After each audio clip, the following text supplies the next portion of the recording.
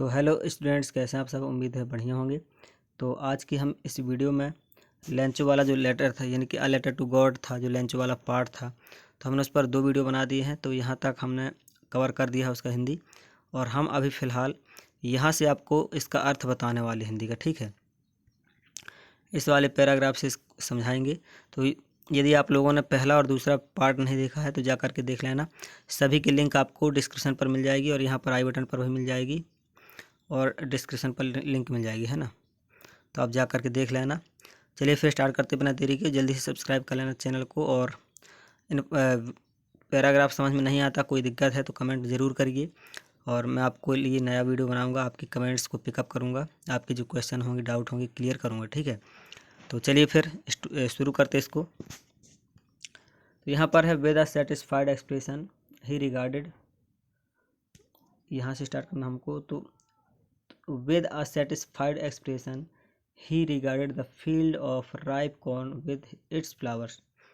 क्या हुआ कि जब बारिश हुई थी तो जो लेंचो था उसने संतुष्ट से, सेटिस्फाइड एक्सप्रेशन है कि संतुष्ट भाव से, और जब वर्षा हुई तो उसको संतुष्टि हुई कि हाँ चलो वर्षा हो गई, क्योंकि उसकी जो खेती थी, जो कॉर्न के फील्ड थे वो सूख रहे थे, है ना।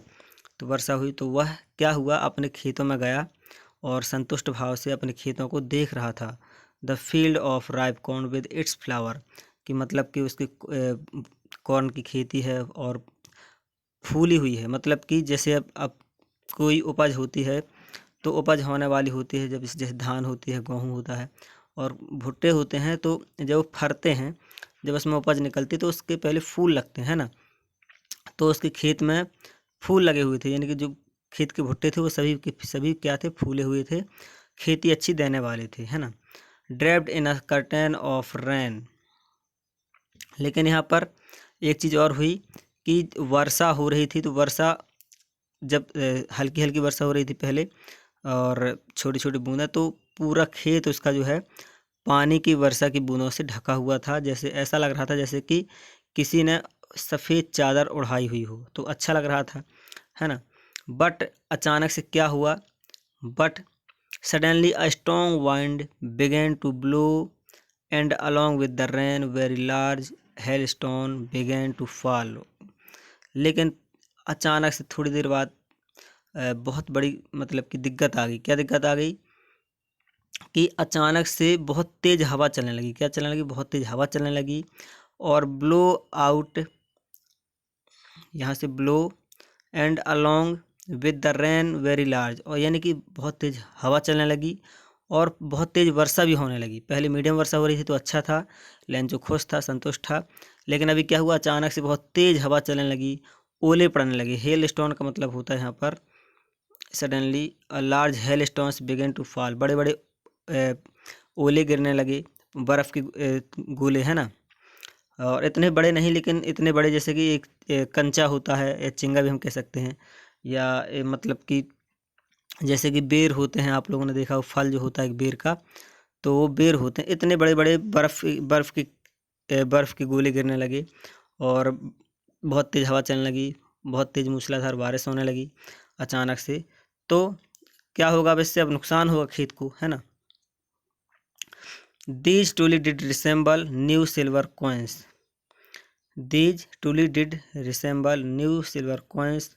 The boys, ठीक है ना, जो उसके बच्चे थे, बच्चे कह रहे थे ये चांदी के सिक्के होंगे। क्या होंगे, ये चांदी के सिक्के होंगे। Exposing themselves to the rain, बाहर निकलते हुए, जैसे तेज बारिश हुई तो अपने घर से बाहर निकलते हुए उसके बच्चे, उसके जो 2 बच्चे थे वो निकले घर से बाहर। Ran out to collect the frozen pearls, और जो वो जमे हुए वो थे, पानी की बर्फ़ के गोले थे, है ना, यानी कि उसको ओले कहते हैं। जो ओले गिर रहे थे उनको समेट रहे थे। क्या कर रहे थे, उसके बच्चे उसे समेट रहे थे घर से बाहर, क्योंकि घर था, घर से बाहर आंगन, और आंगन से थोड़ी दूर ही खेत था उनका, सब कुछ वहीं पास पास ही था, है ना। तो बच्चे समेट रहे थे। It's really getting bad now. अब जो लेंचो था, लेंचो क्या कहता है, पहले खुशी से चिल्ला रहा था, लेकिन अब क्या कहता है, it's really getting bad now exclaimed the man, वो आदमी चिल्लाया, और अब बोलता कि अब तो बहुत बुरा हो जाएगा, है ना। रियली गेटिंग बैड, अब तो बहुत बुरा हो रहा है। It's really getting bad now, अब तो बहुत ख़राब बात हो गई, बहुत बुरा हो रहा है ना, ऐसा नहीं होना चाहिए था, इतना तेज़ पानी नहीं बरसना चाहिए, है ना। फिर इसके बाद I hope it Passage quickly, it did not pass quickly. Lencho ने क्या सोचा कि ये जल्दी चली जाएगी, इनकी जो मूसलाधार बारिश होने लगी थी, बहुत तेज़ हवा चलने लगी थी, तो लेंचो ने सोचा कि शायद ये जल्दी ख़त्म हो जाए, बट ऐसा नहीं हुआ। बहुत देर तक रुका वो, क्या हुआ, बहुत देर तक तेज़ बारिश होती रही, ओले गिरते रहे, है ना। For an hour the hail rained on the house, लगभग 1 घंटे तक, कितने घंटे तक, 1 घंटे तक मूसलाधार बारिश होती रही, ओले गिरते रहे, हवा तेज चलती रही। The garden, the hill side, the cornfield, on the whole valley, the field was white as if covered with salt। अब ऐसा लगने लगा था, 1 घंटे जब बारिश हुई, ओले ही ओले गिरे, तो सभी जगह ओले ओले दिख रहे थे, कुछ भी चीज़ नहीं दिख रही थी, हर जगह मतलब कि ओले ओले पड़े थे, घर में उसके, कहाँ कहाँ, पूरी घाटी में, हिल साइड, कॉर्नफील्ड, पूरे खेतों में, पूरे घर के बगीचे, जो बगीचा होता है उसका, वहाँ पर सभी जगह ओले ही ओले दिखाई दे रहे थे।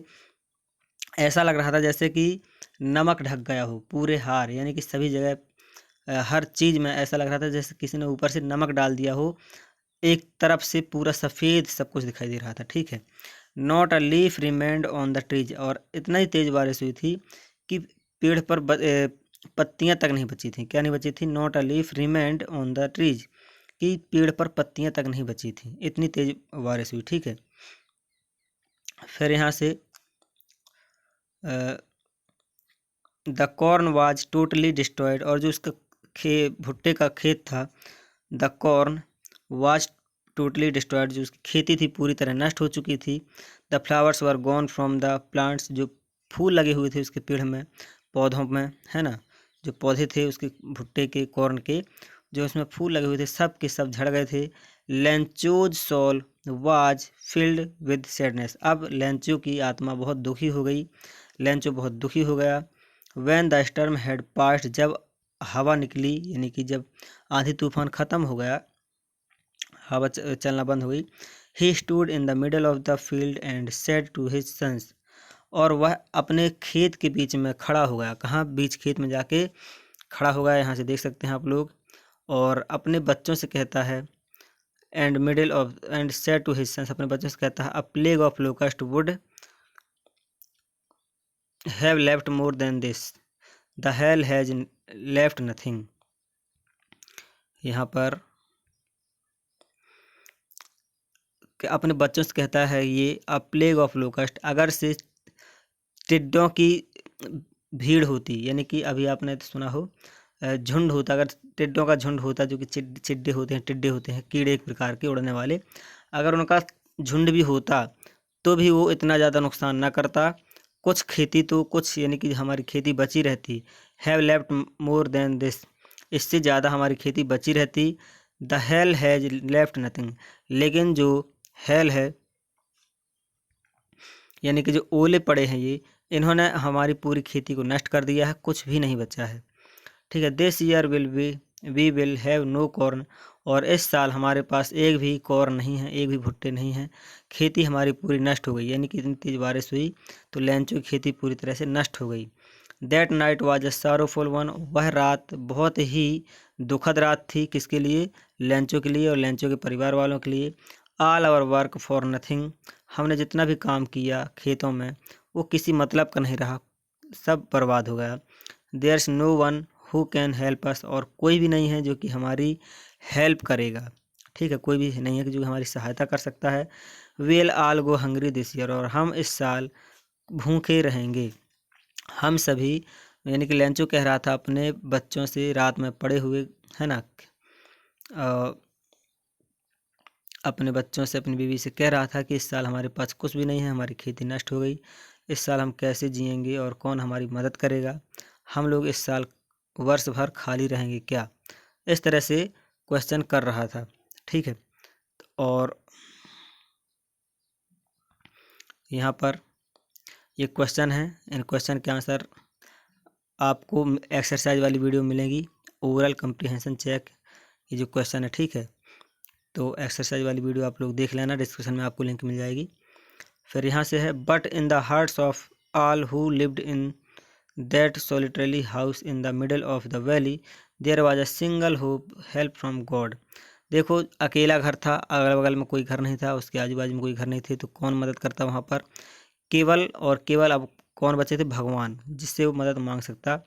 But in the hearts of all who lived in the that solitary house, ठीक है, in the middle of valley there was a single house, help from hope. केवल एक उम्मीद थी कि भगवान कोई उनकी मदद करे भगवान, कुछ उम्मीद केवल उनको भगवान से थी, ठीक है। तो don't be upset even though this seems like a total loss, remember no one dies of hunger.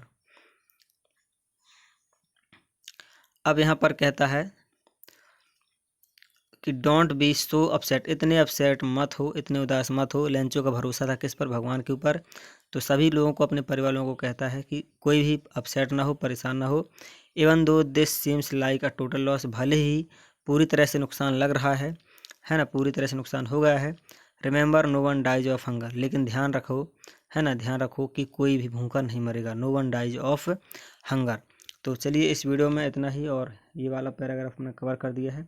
अगले वीडियो में हम इसके आगे का कवर करेंगे पैराग्राफ, तो लिंक आपको डिस्क्रिप्शन पर मिल जाएगी उस वाली वीडियो की, तो आप लोग जा करके देख सकते हैं। अभी तक चैनल को सब्सक्राइब नहीं किया तो सब्सक्राइब कर लेना, और मिलते हैं उसी वाली वीडियो में।